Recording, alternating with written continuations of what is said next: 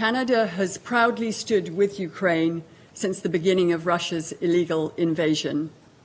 Our country is home to 1.4 million people of Ukrainian descent. Canada and Ukraine are deeply connected.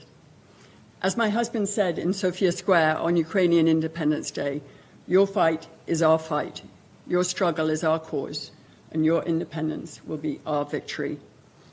Canada will always stand in solidarity with Ukraine. As we have heard, in this war, Putin has targeted some of the most vulnerable populations.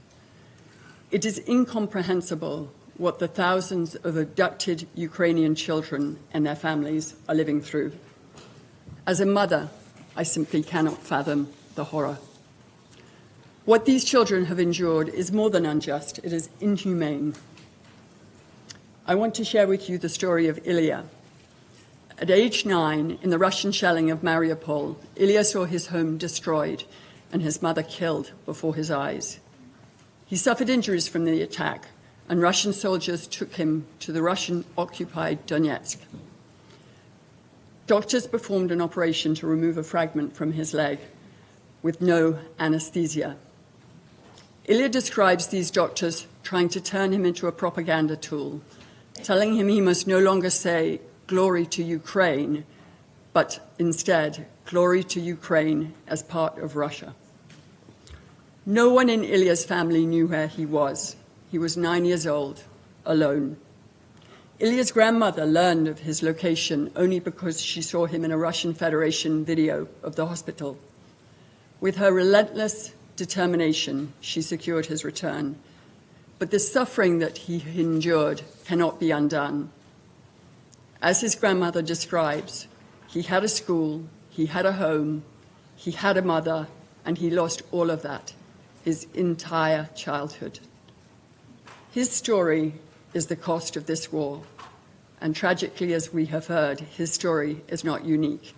It is the story of thousands of Ukrainian children. It is what brings us here today. This is the tragedy and the mission that unites us all. I too would like to commend First Lady Melania Trump for addressing the return of Ukrainian children directly to Vladimir Putin in a letter hand-delivered by President Trump. Putin must understand that we know of his barbaric campaign of abducting children to indoctrinate them, forcing them into Russian schools where they must undergo military training, subjecting them to war propaganda, and attempting to erase their Ukrainian identity by forcing them to take Russian citizenship. They are not Russians. They are proud Ukrainian children, children who must be reunited with their families. For Canada, true peace requires security guarantees for Ukraine, and there is no peace without the return of these children. We will never erase the pain they have faced, but we can bring them home.